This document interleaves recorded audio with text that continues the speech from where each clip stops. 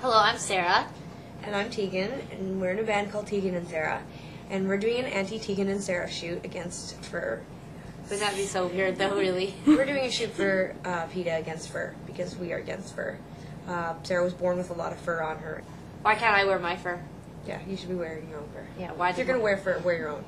That should be a rule, actually. It should be. If you have fur, you can wear it. But if you don't, if you have to get your fur from somewhere else, you shouldn't wear your fur. We don't really think about where things come from. We don't really think about how we get food. We don't really think about where we get some of the clothes that are made for us. And it's just like with animals, you know, fur doesn't just like, you don't just zip it off a rabbit or whatever. It's not as easy as that. And so I think that it is important to understand that when you're wearing something that comes from an animal, like the process that they had to go through or the process that we went through as human beings to get that is a lot of times extremely awful and horrible. I just have no idea why anyone would want to wear fur. I've never thought to myself, I want to wrap an animal around my shoulders. Well, sometimes my cat, for fun, I would hold Taya there and she would get upset and meow at me, but I've never thought, I don't think fur looks very good on people. It looks weird. You know, it's the same thing for me. When I see it, I think it's really unattractive and it's ridiculous. I think actually the youth of today aren't going to get, I don't think that the fur industry has a chance. I think that, I have this feeling that young people today are intelligent enough. You know, so if fur industry is aiming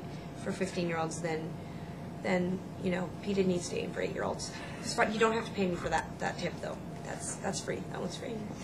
But I have some other ideas in my backpack. Generous.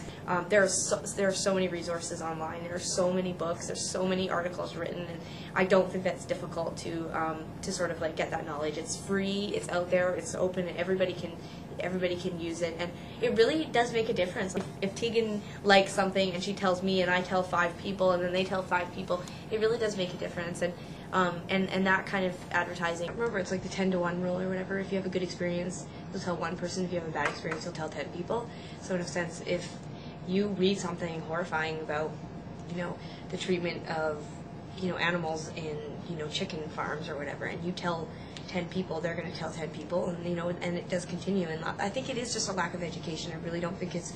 I really hope that it's not apathy on our part as a society, but I think it's a combination at this point, and I think there are ways to change what's happening.